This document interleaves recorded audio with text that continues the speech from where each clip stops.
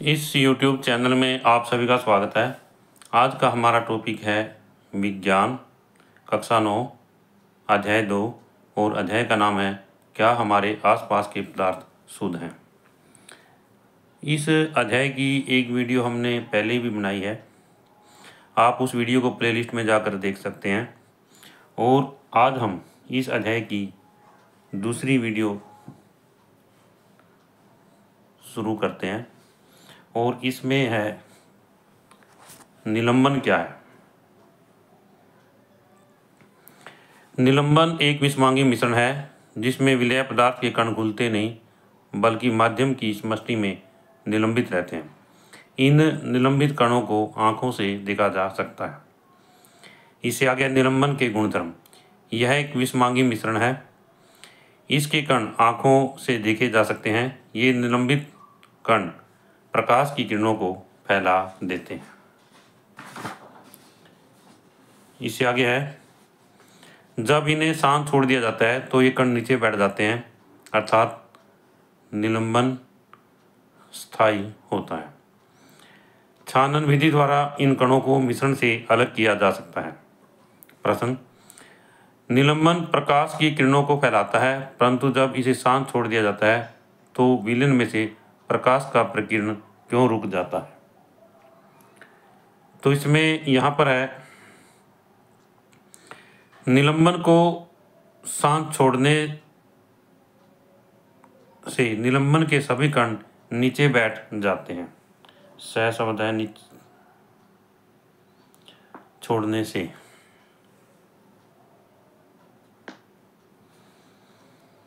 और इससे निलंबन समाप्त हो जाता है तथा विलयन में प्रकाश का प्रकीर्ण जो है रुक जाता है। इससे आगे है यहाँ पर कोलाइड विलयन क्या है। कोलाइड विलयन क्या है। कोलाइड के कण विलयन में समान रूप से फैले होते हैं। यह विलयन विषमांगी मिश्रण है। निलंबन की अपेक्षा कणों का आकार छोटा होने के कारण यह मिश्रण जो है समांगी प्रतीत होता है। उदाहरण के लिए दूध, कोहरा, शेविंग क्रीम, मक्खन आदि कोलाइडल विलयन के उदाहरण हैं। इससे आगे टिंडल प्रभाव किसे कहते हैं। टिंडल प्रभाव में है कोलाइड के कणों द्वारा प्रकाश की किरणों का फैलाना टिंडल प्रभाव कहलाता है। इसकी खोज टिंडल नामक वैज्ञानिक ने की थी। उदाहरण के लिए कमरे में जब रोशनदान या छोटे छिद्र के द्वारा प्रकाश की किरणें आती हैं तो वहाँ कमरे में मौजूद धूल और कार्बन के कणों द्वारा प्रकाश फैल जाता है तथा प्रकाश का मार्ग दिखाई देता है, जिस कारण हमें टिंडल प्रभाव देखने को मिलता है। दूसरा है घने जंगल के आच्छादन से सूर्य की किरणें गुजरती हैं तो वहाँ टिंडल प्रभाव जो है दिखाई देता है।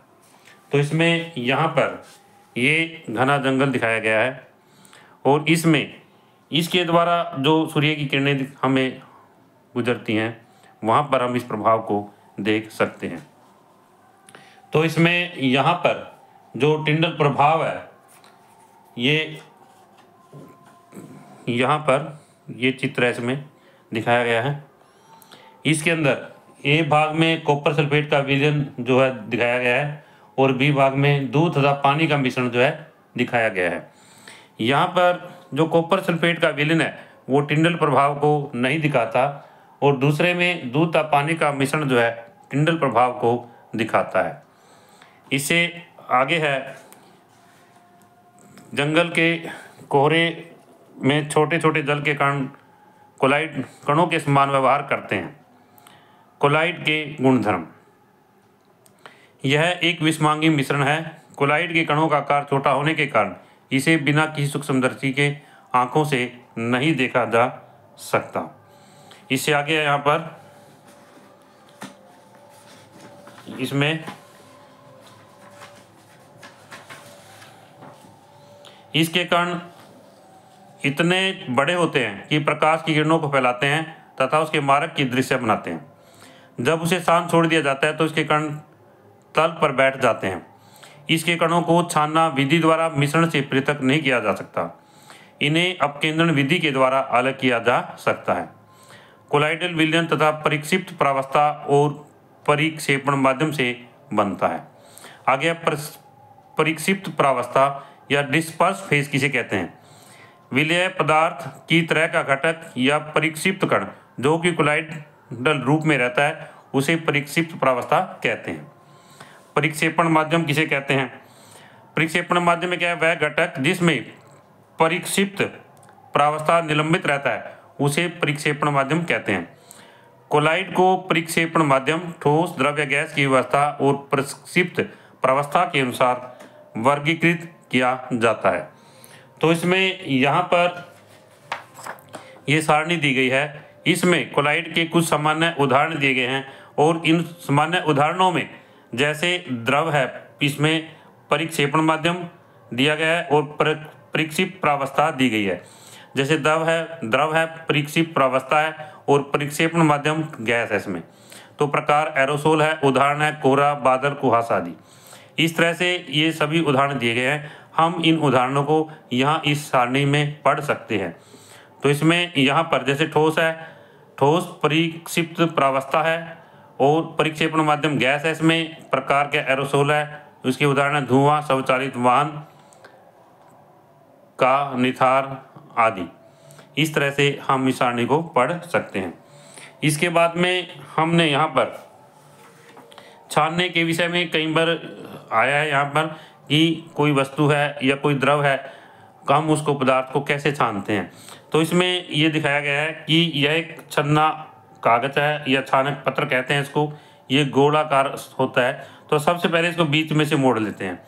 बीच में से मोड़ने करके अर्धवृत्त का रूप धारण कर लेता है। फिर उसी को आगे हम ये इस रूप में आ जाता है, आगे दोबारा फिर मोड़ लेते हैं तो एक वृत्त का चौथा भाग जो बन जाता है। अब इसमें से ये 4 तह हो जाते हैं। इन 4 तहों में से 3 तह तो साइड में रखते हैं और एक इधर ले लेते हैं। इस तरह से छानक पत्र का एक शंकु बन जाता है और इस शंकु को एक कांच की कीप के अंदर या फनल के अंदर जो हम रख लेते हैं।